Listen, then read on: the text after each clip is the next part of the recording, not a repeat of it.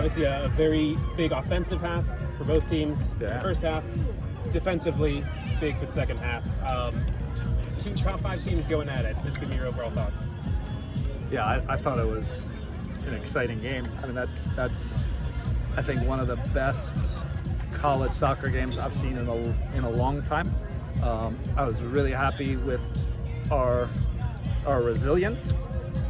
When we conceded so early, that's always difficult psychologically, but we bounced back and we were able to get our goal, and then we concede, but bounce back, and when we get another goal, and then I felt like for a period there, I thought we took control of the match more so, and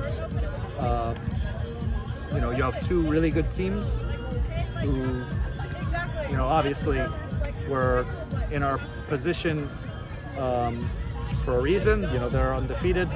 We're undefeated, and I just thought it was a really enjoyable game. What happened off the top? You mentioned the early goal.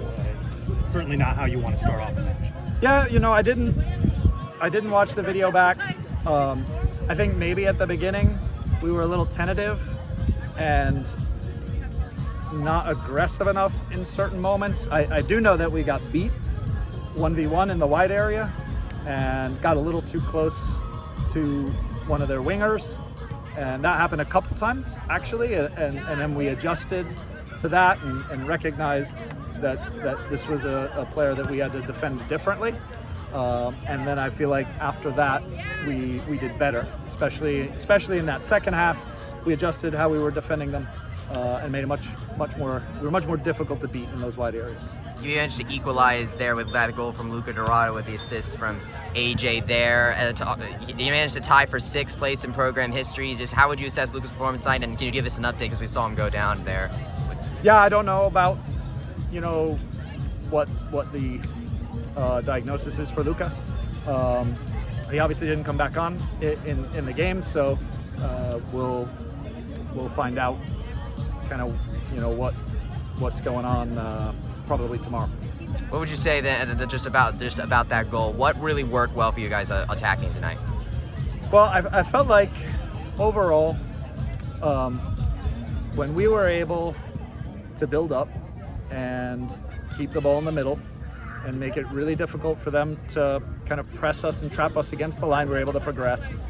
And then once we progressed and got into the right areas, I think our running in behind them was better than it's been in previous games, and I feel like that unbalanced their back line. We got some opportunities through that.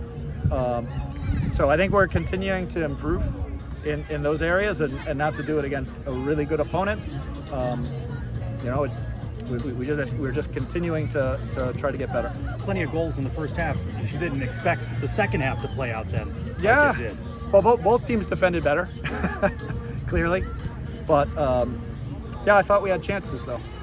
I thought, though we didn't convert any in the second half, I thought we created some really good chances, and could have, even right at the end was probably the best chance, where we slipped the ball into the box, and if we're a little bit more clinical around goal, maybe we walk out of here with 3 points. How would you describe the difference between the 2-2 match against West Virginia versus the 2-2 draw against FIU? Oh, I think they're very different. FIU came out and were happy not to have the ball, and were happy to press us really hard and try to turn us over. Since that, we've improved in build-up play, and that's been a big focus, trying to be more difficult to press. So I feel like, it's probably a combination of a couple things. West Virginia wants the ball, so they're more of a team like us, where they want to possess the ball, they want to build up, they want to create their own chances, and so I think those are two very different teams, and so the game went very differently.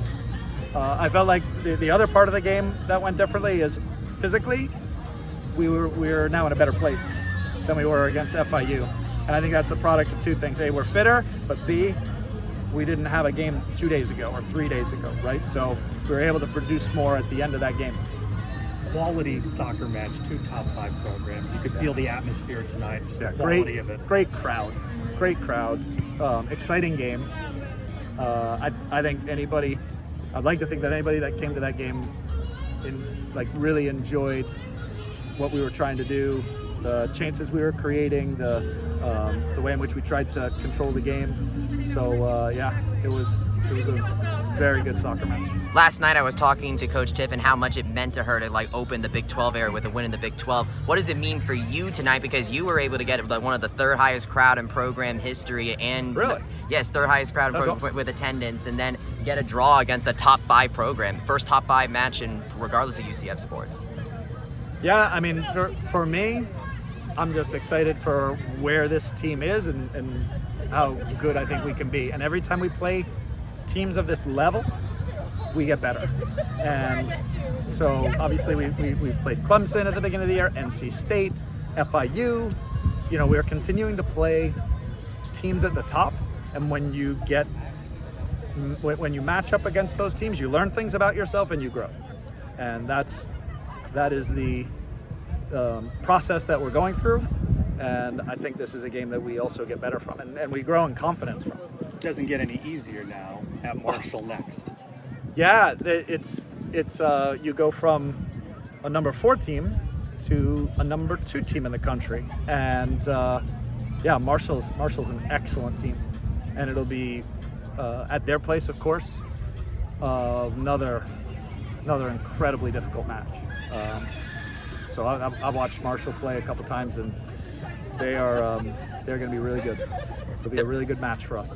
They're both Marshall and West Virginia are both top 5 teams. What is having this match and experiencing this match do to prepare you guys to play Marshall? Yeah, I think that they play different systems. They have a little different style of play. I think we'll have to prepare a bit differently for them. We'll definitely have to prepare differently for them. But I think what it does, it helps us to play at a certain speed, to compete against a certain level, to know that we're at that level, and so I think it gives us confidence. And once again, we'll watch video, we'll get to understand Marshall, we'll come up with a plan to try to go to Marshall and get 3 points.